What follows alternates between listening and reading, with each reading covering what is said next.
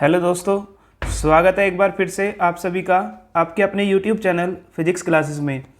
जैसा कि आपको पता है कि हमने NCERT क्लास 10 साइंस में लाइफ प्रोसेस या जैव प्रक्रम चैप्टर स्टार्ट किया हुआ है। इसमें इससे पहले मैंने 3 वीडियो आपको पढ़ा दी है, ठीक है। ये अब आज हम इसकी चौथी वीडियो देखेंगे।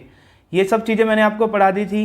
इसमें श्वसन वगैरह ये चीज़, परिवहन तंत्र, इसके बारे में आपको बता दिया था। डिटेल में नहीं बताया था, वो बाद में बताऊंगा। सजीव निर्जीव क्या होते हैं, आणविक गति क्यों जरूरी है, लिविंग थिंग्स और नॉन लिविंग थिंग्स, सजीव और निर्जीव में क्या अंतर है, ये सब चीज़ें मैंने आपको पढ़ा दी थी। उसके बाद प्रकाश संश्लेषण के लिए क्या क्या आवश्यक होता है, ये सब चीज़ें पढ़ा दी थी। पोषण पदार्थ दिया था, सजीव अपना भोजन कैसे प्राप्त करते हैं, स्वपोषी पोषण, इसमें स्टोमेटा वगैरह बताया था। उसके बाद मैंने आपको प्रकाश संश्लेषण बताया, प्रकाश संश्लेषण के लिए क्या आवश्यक है, रंध्र वगैरह, ये सब चीज़ें बता दी थी। एग्जाम्पल भी दिए थे इसके। पोषण की परिभाषा बताई थी, पोषण के प्रकार, ठीक है, प्राणी संभोजी, परपोषी पोषण के प्रकार, और अमीबा में भोजन भी मैंने आपको बता दिया था। जीव अपना भोजन कैसे करते हैं ये भी मैंने आपको बता दिया था। आज एक मोस्ट इम्पोर्टेंट टॉपिक हम देखने वाले हैं अपनी NCERT का, जिसका नाम है मनुष्य में पोषण। तो मनुष्य में पोषण पढ़ने के लिए आपको हमारे अंदर, जो मनुष्य का अंदर वेल डिफाइंड सिस्टम पाया जाता है, जो भोजन को डाइजेस्ट करता है, भोजन को पचाता है। अब भोजन के पचाने के लिए क्या क्या सिस्टम होता है, सबसे पहले मैं आपको एक बता देता हूँ कहानी सी, ठीक है। क्या स्टोरी है कि सबसे पहले जो आप भोजन लेंगे, उस भोजन को मुख से ग्रहण करेंगे, तो आपके भोजन का पाचन मुख से ही प्रारंभ हो जाएगा। मुख यानी कि मुख पार्ट होता है आपका आहार नाल का। 2 चीज़ें पाई जाती है, आहार नाल और लार ग्रंथियाँ। तो आपके अंदर आहार नाल में सबसे पहला पार्ट आता है आपका मुख। आपका भोजन मुख और मुख से ही प्रारंभ हो जाता है। उसके बाद मुख के अंदर क्या क्या पार्ट होते हैं, जैसे कि जीभ, दांत, और उसके बाद मुख के बाद आपका खाना जाएगा आपके फेरिंग्स में, ग्रसनी में। फेरिंग्स के बाद जाएगा आपके फूड पाइप, जिसको इसोफेगस बोलते हैं, ग्रसनी में। उसके बाद फूड पाइप के बाद आपके जाएगा स्टमक, जिसको आमाशय बोलते हैं। स्टमक के बाद जाएगा स्मॉल इंटेस्टाइन, छोटी आंत में, और छोटी आंत के बाद जाएगा बड़ी आंत यानी कि लार्ज इंटेस्टाइन में, और बड़ी आंत के बाद खाना निकल जाएगा हमारे गुदा द्वार से बाहर। क्या क्या प्रोसेस होता है, मुख के अंदर लार मिलती है, लार्क से भोजन चिपचिपा हो जाता है, वो फूड पाइप में जाएगा। फूड पाइप में कोई भी पाचक ग्रंथियां नहीं होती, वहाँ पर कोई भी भोजन का पाचन नहीं होगा। उसके बाद जो खाना है, खाना जाएगा स्टमक यानी कि अमाशय के अंदर। तो अमाशय में 3 चीज़ें मिलती हैं, म्यूकस, पेप्सिन और आपका HCl। उसके बाद पढ़ेंगे हम क्या क्या प्रोसेस होता है। एक स्टोरी बता रहा हूँ आपको, म्यूकस, पेप्सिन, और तीसरा आपको क्या मिलता है, HCl। अब उसके बाद खाना आपका जो एसिडिक हुआ वो जाएगा छोटी आंत, स्मॉल इंटेस्टाइन में, वहाँ पर बाइल जूस और पैनक्रियाटिक जूस मिल जाएंगे। उसके बाद भोजन हो जाएगा क्षारीय, और वहाँ से भोजन से जो ऊर्जा मिलेगी विलाई के थ्रू अवशोषित हो जाएगी अलग अलग पार्ट में। उसके बाद विलाई से जो खाना अनडाइजेस्टेड रह गया वो जाएगा बड़ी आंत में, लार्ज इंटेस्टाइन में। लार्ज इंटेस्टाइन क्या काम करेगी, उसके अंदर से जो जल है उसको अवशोषित कर लेगी, और जो सॉलिड वेस्ट प्रोडक्ट है वो हमारे एनस के थ्रू बाहर निकल जाएगा शरीर से। तो इस तरह से ये हमारा प्रोसेस होता है। चलिए देखते हैं मनुष्य में पोषण। आहार नाल, देखिए आहार नाल मूल रूप से मुख से गुदा तक विस्तारित एक लंबी नलिका है। जो आहार नाल का पार्ट एलिमेंट्री कैनाल बोलते हैं, मैंने आपको बताया कि मुख से गुदा द्वार तक की जो लंबी पाइप होता है उसको बोलते हैं आहार नाल। जो हमारी एलिमेंट्री कैनाल होती है उसकी लंबाई पूछी जाती है। जो एलिमेंट्री कैनाल की लंबाई है वो लगभग होती है कितनी, 30 फीट के आसपास होती है। कितनी होती है, 30 फीट के आसपास। कितनी, 30 फीट, या आप कह सकते हैं 10 से 12 मीटर।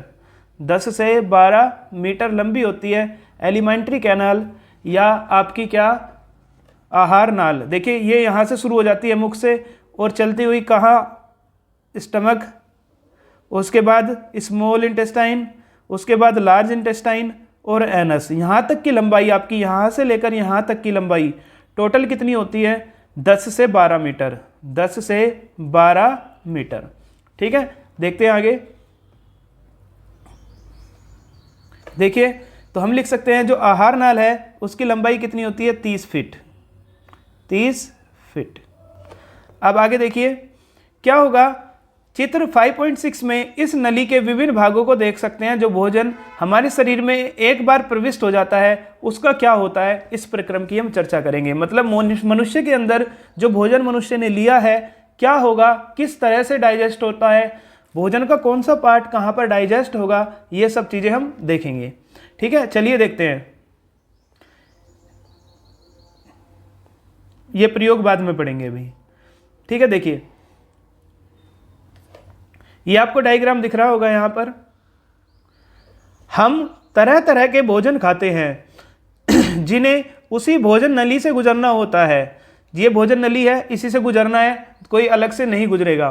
प्राकृतिक रूप से भोजन को एक प्रक्रम से गुजरना होता है जिससे वह उसी प्रकार के छोटे छोटे कणों में बदल जाता है।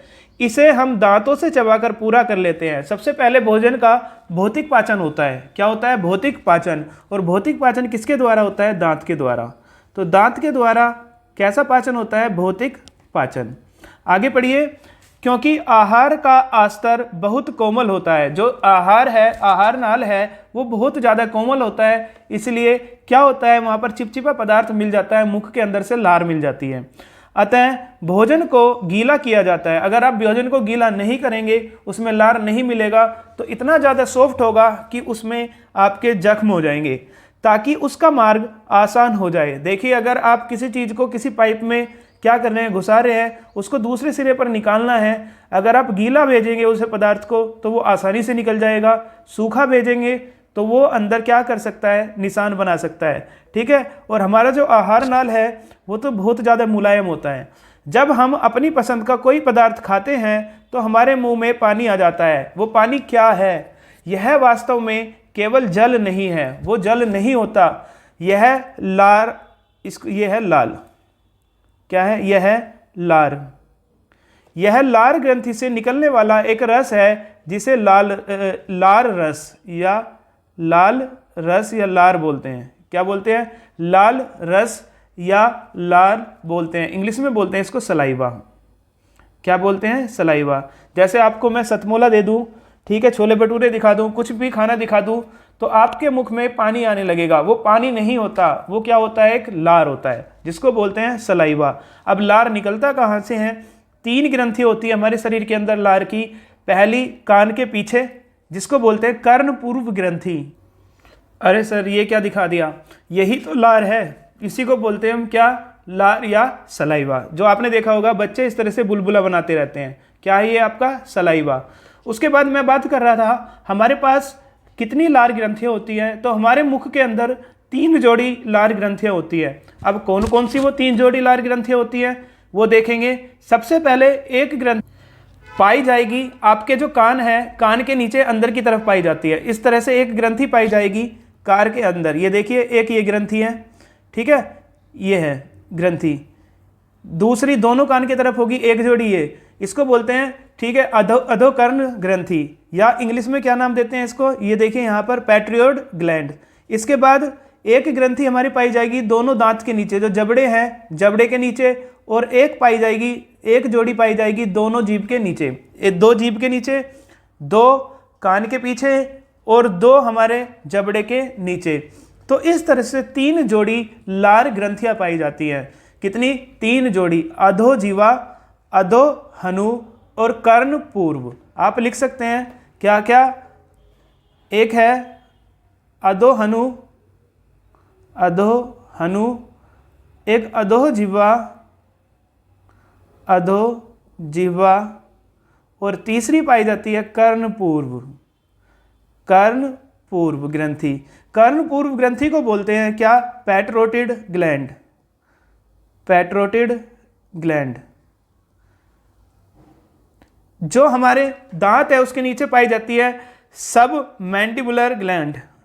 अधोजीवा जो जीभ के नीचे होती है उसकी बोलते हैं सब लिंगुअल ग्लैंड, सब लिंगुअल ग्लैंड, और इसको बोलते हैं सब मैंडिबुलर, मैंडिबुलर ग्लैंड।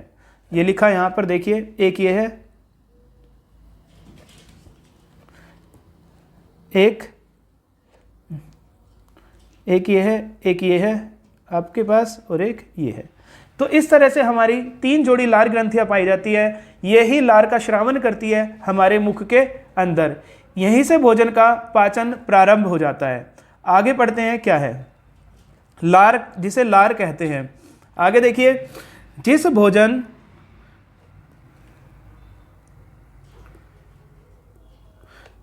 भोजन को हम खाते हैं उसका दूसरा पहलू उसकी जटिल रचना है। जो हम भोजन खाते हैं क्या वो सिंपल फॉर्म में होता है? नहीं, वो एक जटिल फॉर्म में होता है। उसको तोड़ना बहुत ज़्यादा जरूरी होता है। तो तोड़ने का भी काम कहाँ से प्रारंभ हो जाता है? तोड़ने का भी काम आपके मुख से प्रारंभ हो जाता है, लार ग्रंथियाँ कर देती हैं। पढ़िए, यदि इसका अवशोषण आहार नाल द्वारा करना है तो इसे छोटे अणुओं में खंडित करना होगा। क्यों? क्योंकि जो आपकी आहार नाल है वो बहुत ज़्यादा मुलायम होती है, बहुत ज़्यादा बारीक होती है। आप उसमें डायरेक्ट इतना मोटा खाने का, फूड का जो पीस है वो नहीं दे सकते, उसको तोड़ना जरूरी होता है। इसलिए दांत उसको चबा देते हैं, कुतर देते हैं और जीभ उसमें लार मिला देती है। आगे पढ़िए, यह काम जैव उत्प्रेरक द्वारा किया जाता है जिन्हें हम एंजाइम कहते हैं। ऐसा काम कौन करता है? एंजाइम। क्या बोलते हैं? एंजाइम बोलते हैं उसको। एंजाइम क्या काम करता है? अणुओं जो कॉम्प्लेक्स फूड है उसको सिंपल फूड में कन्वर्ट कर देगा। आगे पढ़िए, लार में भी एक एंजाइम होता है जिसे लार एमाइलेज कहते हैं। क्या बोलते हैं उसके? लार एमाइलेज। उसके बाद यह मंड जटिल अणु को सरल शर्करा में खंडित कर देता है। ये किसको? जो एमाइलेज है, एमाइलेज का आपको वर्क याद रखना है। क्या काम करता है एमाइलेज? स्टार्च को सिंपल शुगर में क्या कर देता है? कन्वर्ट, आपका एमाइलेज। और एंजाइम देखेंगे हम, 4 प्रकार के एंजाइम पाए जाएंगे, सबके हमें काम याद होने चाहिए। तो सबसे पहला, आप जो भी पेट में अगर किसी को समस्या है, अगर कोई दवाई लाएंगे तो उसमें एमाइलेज ज़रूर होगा। क्यों? क्योंकि एमाइलेज जो हमने स्टार्च खाया है, स्टार्च जो हमने लिया है उसको सिंपल शुगर में तोड़ना होता है। आगे चलिए, यह मंड हो गया यहाँ पर। भोजन को चबाने के दौरान पेशीय जीवा भोजन को लार के साथ पूरी तरह मिला देती है। अभी मैंने आपको बताया जीभ क्या काम करती है। हमारी जो जीभ है वो जो हमने भोजन खाया है उसके अंदर लार को मिलाने का क्या करती है? कार्य करती है। अब जो ये आपके यहाँ पर आप देख रहे हैं जीभ है, इस जीभ के ऊपर टेस्ट बड्स पाई जाती हैं, स्वाद कलिकाएं पाई जाती है, जो आपके खाने के स्वाद को भी बताएंगी।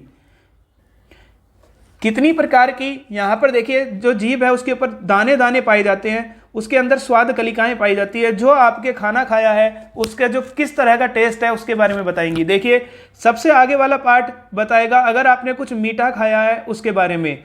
मीठा, कड़वा, नमकीन और इधर वाला खट्टा। सोर टेस्ट कौन देते हैं? साइड वाले किनारे कैसा टेस्ट देते हैं? खट्टा।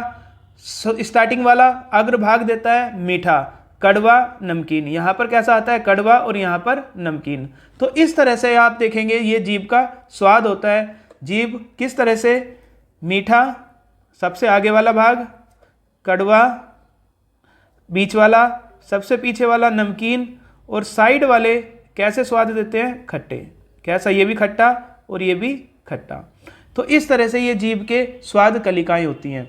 आगे पढ़िए, आहार नाल के हर भाग में भोजन की नियमित रूप से गति उसके सही ढंग से प्रक्रमित होने के लिए आवश्यक है। यह क्रमांकुंचक गति पूरी भोजन नली में होती है।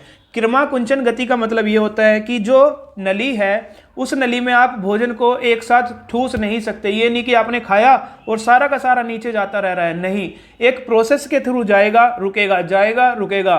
सारा का सारा फूड जितना आपने खाया है मुख के अंदर वो तुरंत पेट में नहीं जा सकता। मुख से अमाशय तक भोजन ग्रशिका या ईसोफेगस द्वारा ले जाया जाता है। जी मैंने बताया, यहाँ पर देखिए आप, ये आपका भोजन है, मुख के बाद कहाँ गया? इस वाले पार्ट में। इसको बोलते हैं ग्रीशिका या ईसोफेगस। क्या बोलते हैं? या फूड पाइप भी इसी को बोलते हैं। क्या बोलते हैं? Food pipe. इससे पहले एक पार्ट आता है फेरिंग्स।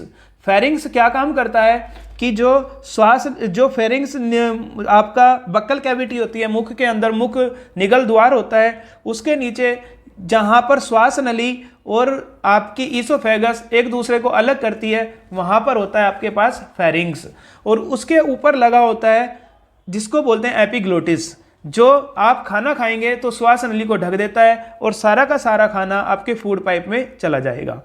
आगे पढ़िए, ईसोफेगस द्वारा ले जाया जाता है। आमाशय एक बृहत अंग है जो भोजन के आने पर फैल जाता है। जैसे ही भोजन आएगा इसके अंदर तो आपका जो ये आमाशय है, ये क्या है, आमाशय, ये आमाशय क्या हो जाएगा, फैल जाएगा।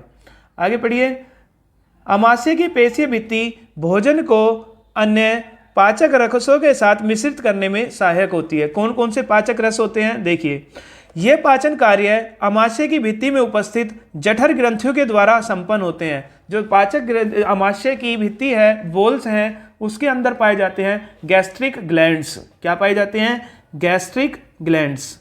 तो पूछा जाता है गैस्ट्रिक ग्लैंड्स कहाँ पाए जाते हैं, आमाशय में। गैस कहाँ बनती है, पेट में, तो यहाँ से आप याद रख सकते हैं। ये कौन कौन से गैस्ट्रिक ग्लैंड्स पाए जाते हैं, गैस्ट्रिक ग्लैंड्स जो पाए जाते हैं उसके अंदर क्या क्या पाया जाता है। देखिए, 3 चीजें पाई जाएगी यहाँ पर। एक पाया जाएगा आपका HCl, एक क्या पाया जाएगा, HCl, एक पाया जाएगा आपका क्या, देखिए कहाँ है, ये रहा, ये क्या क्या है, ये हाइड्रोक्लोरिक अम्ल, एक प्रोटीन पाचक एंजाइम पेप्सिन, और दूसरा है श्लेष्म का श्रावण करते हैं। तो 3 चीजें पाई गई, एक HCl, एक पेप्सिन, एक एंजाइम होता है पेप्सिन, और तीसरा आपके पास क्या मिला पेट के अंदर। ये किसकी बात चल रही है, आमाशय की। किसकी, आमाशय की। क्या मिला, तीसरा मिला आपको श्लेष्म या म्यूकस। अब इनके काम आपको पता होना चाहिए। म्यूकस जिसको आप बलगम भी बोलते हैं, ठीक है, बलगम या कफ भी बोलते हैं, वही है यहाँ पर श्लेष्म या म्यूकस। 3 चीजें पाई गई, तीनों के क्या क्या काम होते हैं ये हमें देखना है। चलिए आगे, हाइड्रोक्लोरिक अम्ल एक अम्लीय माध्यम तैयार करता है। हाइड्रोक्लोरिक जो HCl है इतना ज़्यादा अम्लीय होता है कि ये भोजन को कौन सा माध्यम देगा, अम्लीय, जो पेप्सिन एंजाइम की क्रिया में सहायक होता है। मतलब आपने जो खाना खाया उस खाने में HCl मिल जाएगा, किसके अंदर, पेट के अंदर। अब क्वेश्चन ये है कि HCl नहीं मिलता तो क्या होता। अगर पेट के अंदर, भोजन के अंदर HCl नहीं मिलेगा तो जो एंजाइम है जिसका नाम है पेप्सिन, वो अपना कार्य अच्छे से नहीं कर पाएगा। तो यहाँ पर आप देखेंगे HCl का क्या कार्य हो गया। HCl का कार्य पहला हुआ कि भोजन को अम्लीय माध्यम प्रदान करना, जिससे कि पेप्सिन नामक एंजाइम उस पर कार्य कर सके। और दूसरा HCl का काम होता है, जो खाना हमने खाया है उसमें अगर कोई कीटाणु चले गए हैं, बैक्टीरिया चले गए हानिकारक, तो उनको किल कर देता है, मार देता है। तो 2 काम हो गए HCl के। क्या क्या, स्क्रीन पर आपको दिख रहा होगा, 2 कार्य। भोजन को अम्लीय माध्यम प्रदान करना जिससे पेप्सिन नामक एंजाइम अच्छे से कार्य कर सके, और दूसरा फूड से हानिकारक बैक्टीरिया को मारना। जो हमने खाना खाया है उसके अंदर हानिकारक बैक्टीरिया पहुंच गए हैं तो उनको किल कर देता है। ठीक है, ये आपको याद रखना है। आगे पढ़िए, आपके विचार में अम्ल और कौन सा कार्य करता है। मैंने आपको बता दिया, हानिकारक बैक्टीरिया को मारता है। सामान्य परिस्थितियों में श्लेष्म आमाशय के आंतरिक स्तर की अम्ल से रक्षा करता है। अब जो ये श्लेष्म है, देखिए HCl क्या होता है, बहुत ज़्यादा स्ट्रॉन्ग एसिड होता है। HCl बहुत ज़्यादा स्ट्रॉन्ग एसिड होता है। तो अब उस एसिड से जो पेट है हमारा, आमाशय है, उसकी दीवारें खराब हो सकती हैं। तो उससे बचाने के लिए हमारे पेट की दीवारों पर श्लेष्म यानी कि म्यूकस यानी कि एक चिपचिपा पदार्थ जिसे आप बलगम भी बोलते हैं, पाया जाता है। तो श्लेष्म क्या करता है, जो आमाशय है, आमाशय की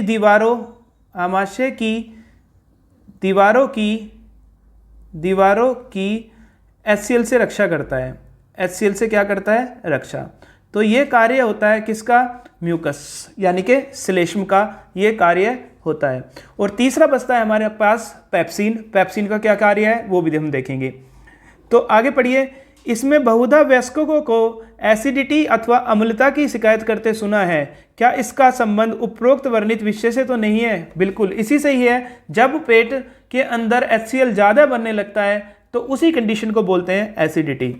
आमाशय से भोजन अब क्षुद्रांत्र में प्रवेश करता है। देखिए अभी यहाँ पर पेप्सिन रह गया। पेप्सिन का वर्ग मैं आपको बता देता हूँ क्या होता है। तो जो आपका पेप्सिन होता है वो प्रोटीन डाइजेस्टेड एंजाइम होता है। देखो लिखा है यहाँ पर, एक प्रोटीन पाचक एंजाइम पेप्सिन, यानी कि पेप्सिन आपने जो खाना खाया है, जो फूड खाया, दूध पिया है, उनके अंदर जो प्रोटीन है उसका पाचन करता है। कौन? पेप्सिन। पूर्ण रूप से पाचन नहीं होता है, यहाँ पर आंशिक पाचन होता है। तो 3 चीज़ें हमने देख ली। क्या यहाँ पर अमाशय के अंदर 3 तरह के एंजाइम पाए जाएंगे, गैस्ट्रिक ग्लैंड्स पाई जाएंगी, जिसमें से 3 एंजाइम निकलते हैं। पहला HCl, दूसरा पेप्सिन और तीसरा श्लेष्म। तीनों के कार्य क्या क्या है देखिए यहाँ पर दिखाया हुआ है। HCl का काम होता है पहला, भोजन को अम्लीय माध्यम प्रदान करना, जिससे पेप्सिन नामक एंजाइम अच्छे से कार्य कर सके। क्यों कर सके पेप्सिन? क्योंकि वो भोजन में अंदर जो प्रोटीन है उसका आंशिक पाचन करता है। दूसरा जो फूड है उसमें हानिकारक बैक्टीरिया को मारता है। अब पेप्सिन क्या काम करता है? प्रोटीन का आंशिक पाचन प्रारंभ करता है पेट के अंदर, पूर्ण रूप से पाचन आंत के अंदर होता है। उसके बाद श्लेष्म जो होता है, म्यूकस, वो क्या कार्य करता है? जो आपके स्टमक है उसकी दीवारों की HCl से रक्षा करता है। तो इस तरह से आपने देखा ये कार्य होते हैं किसके? जो आपके गैस्ट्रिक जूस पाया जाता है अमाशय के अंदर। ठीक है, अब आगे बढ़ते हैं और आगे देखते हैं हम अपना छोटी आंत के अंदर अब क्या होगा। अब देखिए यहाँ पर मैंने आपको डायग्राम में दिखाया हुआ है।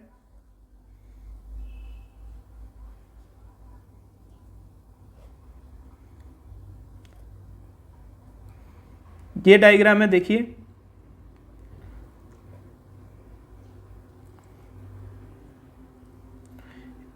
डायग्राम में आपने देखा कि खाना सबसे पहले गया कहाँ पर? सबसे पहले जो खाना था वो आपका कहाँ पर आया? फूड पाइप में, मुख से फूड पाइप में। फूड पाइप से कहाँ पर गया? आपके अमाशय में। ये आपकी अमाशय है। अमाशय के बाद आप जाएगा छोटी आंत में। इसे छोटी आंत क्यों बोलते हैं? लंबाई तो इसकी ज़्यादा होती है, लेकिन बोलते छोटी आंत इसलिए है क्योंकि इसकी मोटाई कम होती है, इसकी मोटाई ज़्यादा होती है। तो मोटाई के रेस्पेक्ट में हमने नाम रखा है छोटी और बड़ी, ना कि लंबाई के बेस पर। तो अब खाना अमाशय से कहाँ गया? छोटी आंत में। कहाँ गया? छोटी आंत में। सबसे इंपॉर्टेंट काम होता है छोटी आंत में, इसलिए कंप्लीट साइट बोलते हैं छोटी आंत को डाइजेशन का। क्यों बोलते हैं? आइए पढ़ते हैं। देखिए, अमाशय से भोजन अब क्षुद्रांध्र। क्षुद्रांध्र का मतलब स्मॉल इंटेस्टाइन। क्या है? स्मॉल इंटेस्टाइन में पहुंचता है। यह अवरोधिनी पेशी द्वारा नियंत्रित होता है। एक पेशी होती है अवरोधिनी पेशी, कहाँ पाई जाती है? ये आप देखेंगे यहाँ पर आपका अमाशय है और अमाशय के अंदर यहाँ पर पाई जाती है आपकी अवरोधी पेशी। ये यहाँ पर पाई जाती है अवरोधी पेशी। आपने जो खाना खाया है, सारे के सारे खाने को एक साथ ये पेशी छोटी आंत में नहीं भेजती, धीरे धीरे थोड़ा थोड़ा खाना आपकी छोटी आंत में जाता रहता है। ठीक है, ये काम होता है अवरोधी पेशी का। आगे पढ़िए। क्षुद्रांध्र आहार नाल का सबसे लंबा भाग है। सबसे लंबा भाग कौन सा होता है? क्षुद्रांध्र। ठीक है, अत्यधिक कुंडलित होने के कारण यह संहत स्थान में अवस्थित होता है। देखिए, इसका इस तरह से ये कुंडलित होता है, इसलिए ज़्यादा जगह भी घेरता है ये, और सबसे लंबा होता है। विभिन्न जंतुओं में क्षुद्रांध्र की लंबाई उनके भोजन के प्रकार के अनुसार अलग अलग होती है। अगर हम शाकाहारी की बात करें और मांसाहारी की बात करें तो दोनों के अंदर, एक के अंदर छोटी पाई जाएगी छोटी आंत की लंबाई, एक के अंदर बड़ी पाई जाएगी। क्यों पाई जाएगी? उनके पाचन के आधार पर। जैसे घास खाने वाले शाकाहारी का सेल्यूलोज पचाने के लिए, जो घास खाने वाले शाकाहारी का सेल्यूलोज पचाने के लिए लंबी क्षुद्रांध्र की आवश्यकता होती है। मांस का पाचन सरल है, अतः बाघ जैसे मांसाहारी की क्षुद्रांध्र छोटी होती है। देखिए, एक जो घास खाने वाले शाकाहारी होते हैं उनके जैसे भैंस हो गई आपकी, वो खाती है सेलुलोज, और सेलुलोज को पचाना कठिन होता है, इसलिए हम उसको नहीं पचा सकते। हम सेलुलोज पचा सकते हैं? नहीं पचा सकते। तो सेलुलोज का पचाना कठिन होता है, तो इसके लिए उनमें जो स्मॉल इंटेस्टाइन है, छोटी आंत है, उसकी लंबाई ज़्यादा होती है, जिससे कि वो अच्छे से पचा पाए। जबकि आप देखेंगे मांस जो होता है उसका पाचन आसान होता है। अगर आप दाल लें और मांस लें, दोनों को खाएं तो सबसे पहले डाइजेस्ट मांस हो जाएगा। दाल में इतना ज़्यादा प्रोटीन होता है, वो ज़्यादा क्या होती है, काफ़ी लंबे समय बाद डाइजेस्ट होती है। तो जो मांस का पाचन करना सरल होता है, इसलिए जो मांस खाने वाले मांसाहारी होते हैं उनके अंदर छोटी आंत की लंबाई घास खाने वाले शाकाहारी इसकी तुलना में कम होती है। तो ये आपको याद रखना है। ठीक है, इंपॉर्टेंट है कि भोजन जो क्षुद्रांध्र है उसकी लंबाई भोजन के प्रकार के अनुसार अलग अलग हो सकती है। चलिए आगे, उसके बाद देखते हैं क्षुद्रांध्र कार्बोहाइड्रेट, प्रोटीन तथा वसा के पूर्ण पाचन का स्थल है। अभी आपको मैंने बताया कंप्लीट साइट ऑफ क्या? कंप्लीट साइट ऑफ डाइजेशन, जहाँ पर पूरा डाइजेशन हो जाता है, कंप्लीट साइट ऑफ डाइजेशन किसको बोलते हैं? स्मॉल इंटेस्टाइन को। किसको बोलते हैं? स्मॉल इंटेस्टाइन को। स्मॉल इंटेस्टाइन के अंदर खाने का कंप्लीट डाइजेशन हो जाता है। आगे पढ़िए। इस कार्य के लिए यह यकृत तथा अग्नाशय से श्रावण प्राप्त करती है। देखिए कहाँ है यकृत, यहाँ पर आप देखेंगे ये आपके पास लीवर है। क्या है ये? लीवर। ये है लीवर और ये है आपके पास पैनक्रियाज। पैनक्रियाज इसको बोलते हैं क्या? लीवर को बोलते हैं यकृत। ठीक है। तो अब क्या होता है, ये जो लीवर है छोटी आंत में एक जूस मिला देता है जिसको बोलते हैं बाइल जूस। क्या बोलते हैं? Bile juice. और पैनक्रिया भी एक जूस मिलाएगा खाने के अंदर जिसको बोलते हैं पैनक्रियाटिक जूस। Pancreatic juice. अब ये जूस क्या काम करते हैं? बाइल जूस क्या कार्य करता है? बाइल जूस जो हमने खाना खाया था, पेट ने उसको एसिडिक बना दिया था। क्या बना दिया था? एसिडिक। अब खाना यहाँ पर जाएगा छोटी आंत में, अगर वो एसिडिक गया तो छोटी आंत के अंदर तो म्यूकस नहीं पाया जाता, तो छोटी आंत के अंदर जो HCl गया है, एसिडिक खाना गया है, छोटी आंत को खराब कर सकता है, उसको क्षति पहुंचा सकता है। उससे बचने के लिए जो लीवर है इसके अंदर बाइल जूस मिला देता है। बाइल जूस की प्रकृति क्षारीय होती है, एल्केलाइन होती है, जिसकी वजह से वो जो खाना है, वो जो फूड है, वो एल्केलाइन हो जाता है। यही पढ़ेंगे हम आगे। देखिए आगे। अमाशय से आने वाला भोजन कैसा है? अम्लीय है और अग्नाशयिक एंजाइमों की क्रिया के लिए उसे क्षारीय बनाया जाता है। अगर उसे क्षारीय नहीं बनाया गया तो पैनक्रियाटिक जूस उस पर वर्क नहीं करेंगे।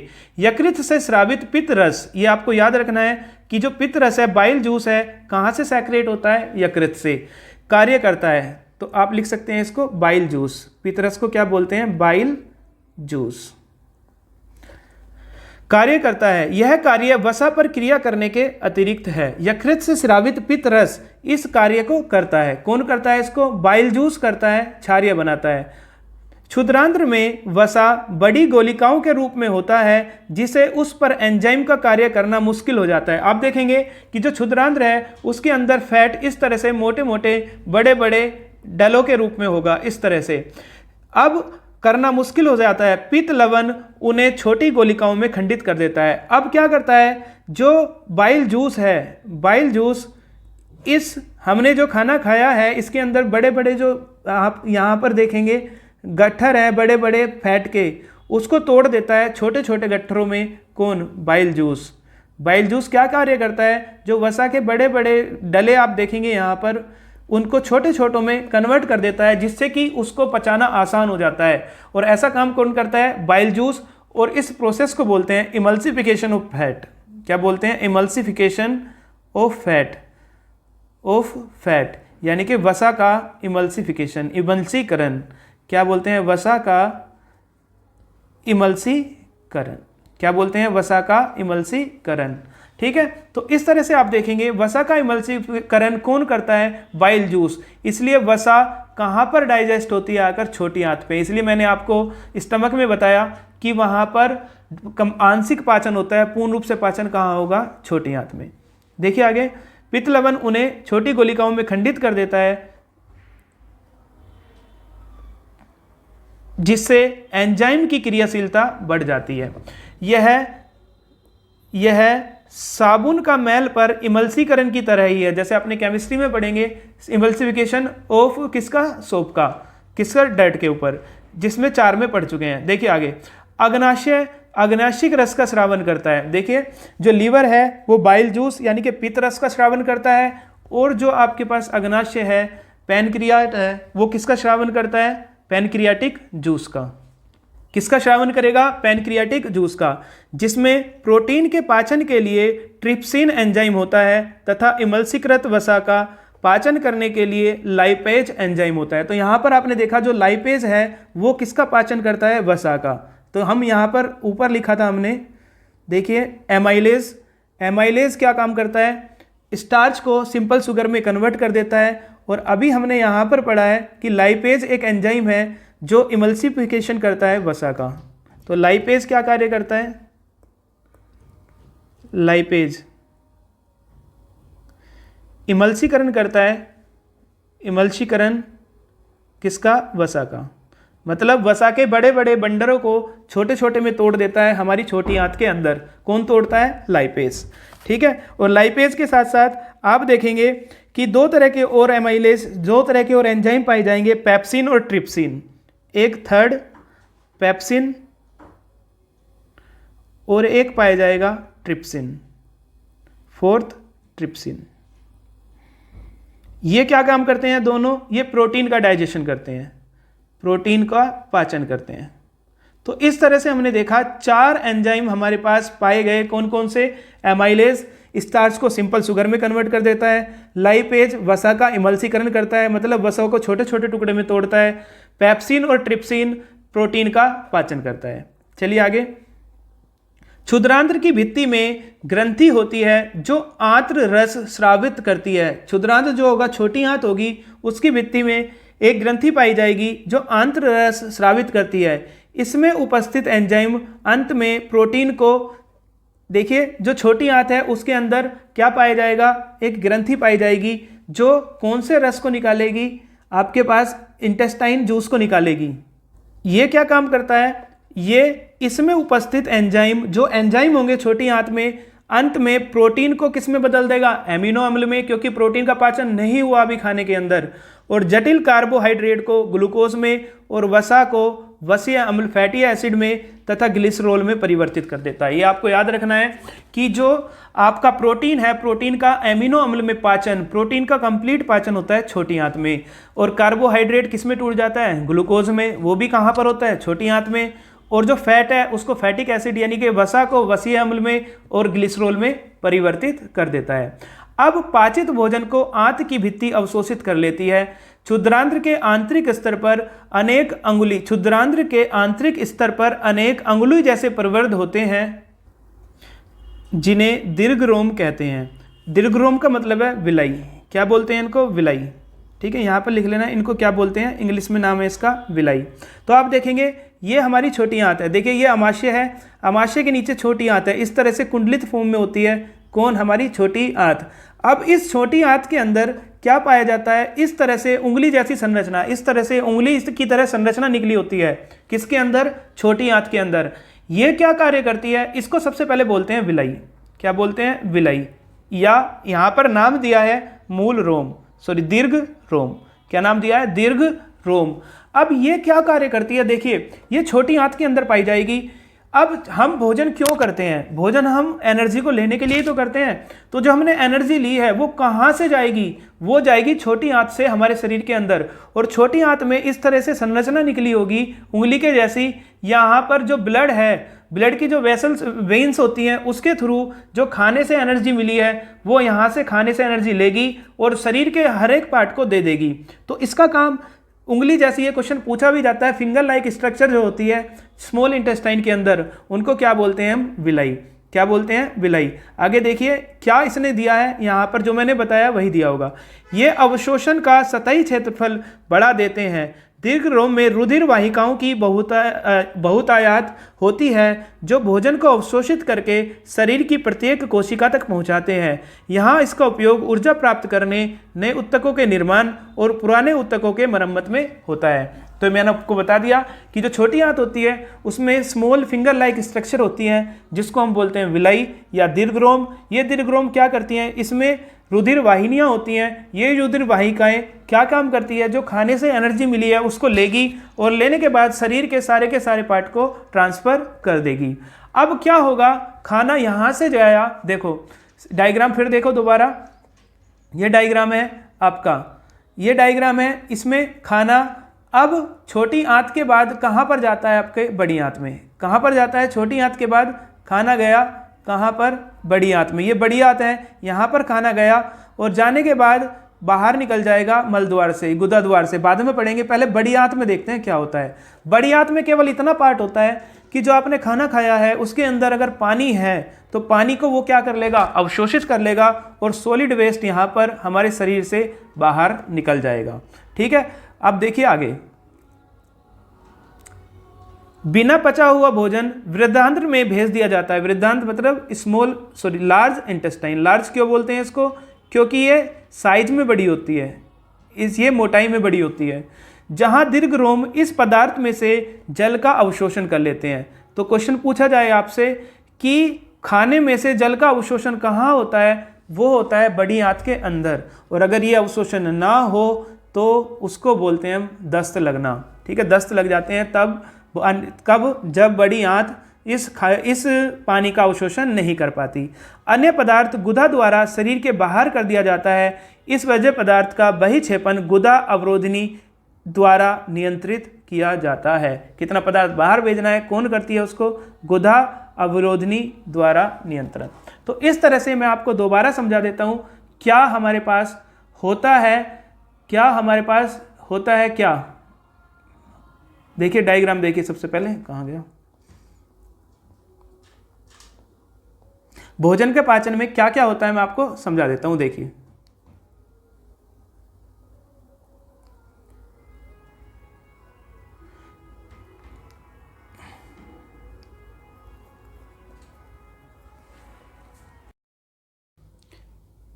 चलो समझते हैं कि आपने जो खाना खाया है उसका पाचन कैसे कैसे होता है। सबसे पहले आप खाना खाएंगे मुख से।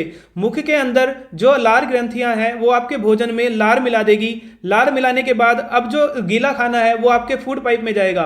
फूड पाइप के अंदर कोई भी पाचक ग्रंथियां नहीं होगी, यहाँ पर खाने का पाचन नहीं होगा। किरमा-कुंचन द्वारा धीरे धीरे खाना आपके पेट में यानी कि आमाशय में गिरेगा। आमाशय में क्या पाया जाएगा, 3 तरह के एंजाइम आमाशय के अंदर आपके गैस्ट्रिक ग्लैंड्स पाई जाएंगी, जिसमें 3 तरह के एंजाइम आपके पाए जाएंगे। सबसे पहला HCl का कार्य करता है, आपके पेट के अंदर अम्लीय माध्यम प्रदान करता है, जिसके कारण आपका जो पेप्सिन है वो अच्छे से वर्क कर पाए, प्रोटीन का पाचन कर पाए।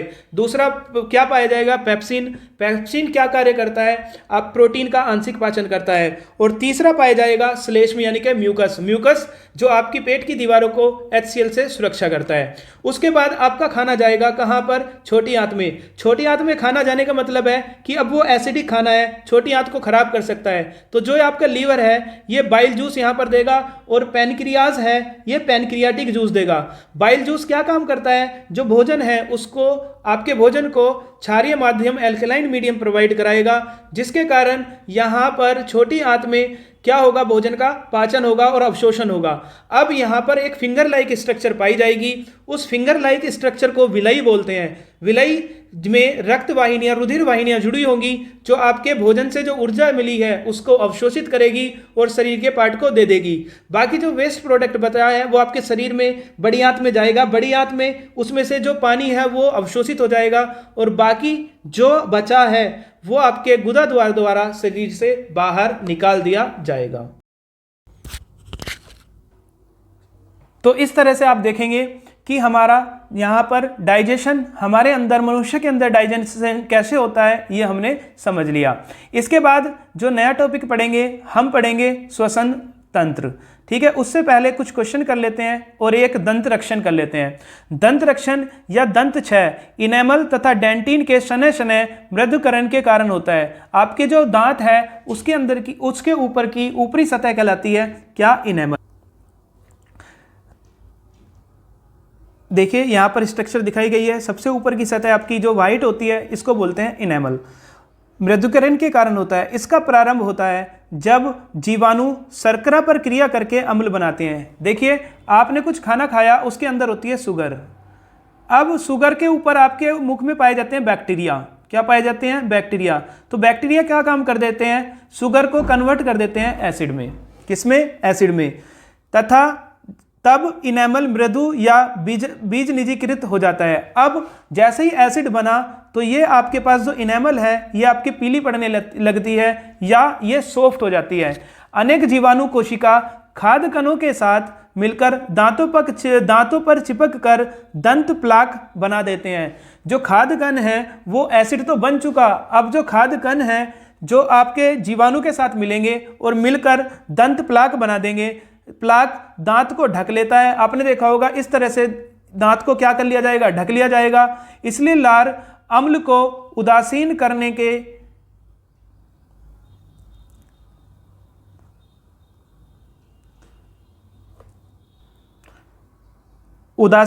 के लिए दंत सतह पर नहीं पहुंच पाती। इसलिए लार अब क्या होगा, उसके ऊपर एक परत जम जाएगी। अब हमारे मुख के अंदर पाया जाता है लार। लार उस अम्ल को खत्म कर सकता है, लेकिन जब उसके ऊपर परत जड़ गई तो क्या वो उससे क्रिया कर पाएगा? नहीं कर पाएगा। इससे पहले कि जीवाणु अम्ल पैदा करें, भोजन के उपरांत दांतों में ब्रश करने से प्लाक हट जाता है। अब जो जीवाणु है बैक्टीरिया, इससे पहले कि वो अपना अम्ल और पैदा करे, शुगर को कन्वर्ट करके एसिड में, जैसे ही हम ब्रश करते हैं तो ब्रश के कारण वो जो प्लक है, कैरीज है, वो हट जाती है। यदि अनुपचारित रहता है तो वो जो जीव है मज्जा में प्रवेश कर सकते हैं तथा जलन व संक्रमण कर सकते हैं। तो इस तरह से कोलगेट आप करके, ब्रश करके उनके ऊपर से जीवाणु को हटा सकते हैं। तो ये आपके पास है दंत क्षरण। आइए कुछ क्वेश्चन देखते हैं, इसके बाद खत्म करते हैं चैप्टर को। देखिए, स्वपोषी पोषण तथा विषम पोषी पोषण में क्या अंतर है, ये मैंने आपको बताया था, दोनों पढ़ाए थे, वीडियो भी डाली हुई है, देख लेना। स्वपोषी जो अपना भोजन स्वयं बनाएंगे, और विषम पोषी जो किस पर निर्भर रहते हैं? स्वयं पोषी पर। उसके बाद प्रकाश संश्लेषण के लिए आवश्यक कच्ची सामग्री पौधा कहाँ से प्राप्त करता है? तो कच्ची सामग्री क्या क्या है? कार्बन डाइऑक्साइड है, कहाँ से मिलती है? वायुमंडल से। जल है, कहाँ से मिलता है? जड़ से। क्लोरोफिल उसके अंदर पाया जाता है। और सूर्य का प्रकाश कहाँ से मिलता है? सूर्य से। हमारे आमाशय में अम्ल की भूमिका क्या है? तो मैंने आपको बताया, जो अम्ल है, एक तो पेट में जो खाना है, फूड है, उसको अम्लीय माध्यम प्रदान करता है जिससे कि पेप्सिन अपना कार्य कर सके, और दूसरा पेट में खाने के साथ जो हानिकारक बैक्टीरिया चले गए हैं उनसे क्या करता है? हमें उनको किल करता है। फोर्थ, पाचक एंजाइम का क्या कार्य है? तो आप यहाँ पर सबसे पहले पाचक एंजाइम बता देना। मैंने आपको बताया कितने पाचक एंजाइम है? 4। जैसे लिखोगे एमाइलेज। एमाइलेज का क्या कार्य होता है? स्टार्च को सिंपल शुगर में कन्वर्ट करता है। लाइपेज वसा का इमल्सीकरण करता है, यानी कि उसको छोटे छोटे टुकड़ों में तोड़ता है जिससे कि उस पर पाचक एंजाइम एक्ट कर सकें। पेप्सिन और ट्रिप्सिन प्रोटीन का क्या करता है? पाचन। ये आप लिख सकते हैं इसमें। उसके बाद बचे हुए भोजन को अवशोषित करने के लिए क्षुद्रांत्र को कैसे अभिकल्पित किया गया है? तो उसको एक फिंगर लाइक स्ट्रक्चर बनाई गई है, जो मैंने आपको दिखाया था। ये आपकी छोटी आंत है, फिंगर लाइक स्ट्रक्चर बनाई गई है, आप इसका डायग्राम बना के दिखा देना। तो इस तरह से आपका ये टॉपिक कंप्लीट होता है। इसके बाद जो हम पढ़ेंगे वो पढ़ेंगे श्वसन, नेक्स्ट वीडियो में। चलिए मिलते हैं। अगर आपको वीडियो पसंद आई है तो प्लीज़ चैनल को सब्सक्राइब कीजिए और वीडियो को लाइक कीजिए। चलिए, धन्यवाद। मिलते हैं फिर एक नई वीडियो के साथ।